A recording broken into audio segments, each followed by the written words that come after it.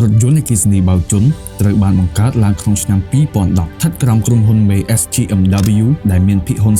44% កាន់កាប់ដោយក្រុមហ៊ុនយក្ស General Motors សហរដ្ឋអាមេរិករថយន្តអគ្គិសនីបើកជន់ទាំងអស់ត្រូវបានផលិតឡើងដោយគ្រឿងយន្តទំនើបគ្រប់គ្រងដំណើរការដោយប្រព័ន្ធ 5G ធានាបាននូវស្ថិរភាពនៃគុណភាពផលិតខ្ពស់បច្ចេកវិទ្យាទំនើប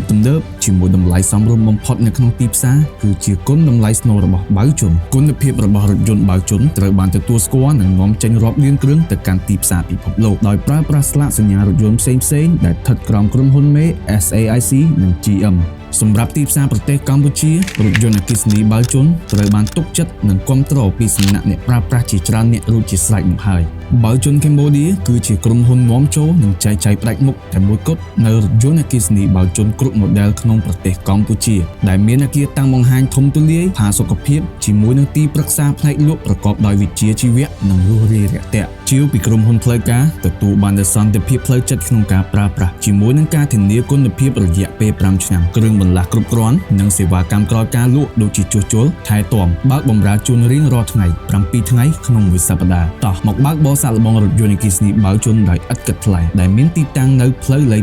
598ក្បែរភូមិគ្រឹះឯកឧត្តមជាសុផារ៉ាឬតាក់ទងតាមលេខទូរស័ព្ទ017 211 និង200រថយន្តអគ្គិសនីបើកជន់ជាក្រុមហ៊ុនបត់សម្ព័ន្ធ General Motors អាមេរិក